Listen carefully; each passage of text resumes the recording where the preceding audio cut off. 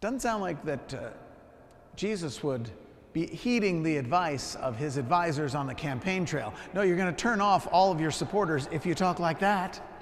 You have to say things they want to hear. So it sounds like it's very hard, if not impossible, to be a disciple of Jesus. So what's the point? Well, Jesus is actually using a rhetorical technique to get us to understand that there is a cost. So he does use that in one of his examples. He says, if you're going to build a tower, you got to look at the budget first. You're not going to dig the hole, put up the first floor, and then go, oh. Sometimes if we, in visiting some other parts of the world, I remember when we used to be able to do that, it is the custom in some places actually to have unfinished parts of their houses. I think it has something to do with taxes or whatnot. But you'll drive around and you'll see like the first floor is complete and then people got like rebar sticking out as if there was maybe someday going to be a second floor.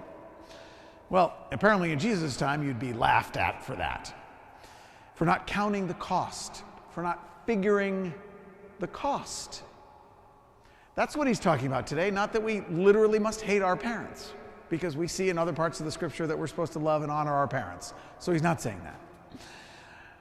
But what he's saying is, you know, to be my disciple, it's going to cost you something. Might cost some people relationships with family because they're not going to be a fan of that. Somebody called into my radio show last night and asked about that. I'm estranged from my parents, and one of the reasons is because of my faith. I converted to Catholicism. That's what he means. There's a cost sometimes. He doesn't want that. Jesus doesn't desire that families are broken up. What he's saying is, for everything we choose, for everything that's worthwhile to invest in, there's a cost. You know what they say, you get what you pay for. So if it's free, so there's a cost to what it is that is our lives as Christians. St. Charles Borromeo lived at a time where that cost was very dear. He was a cardinal at age 22.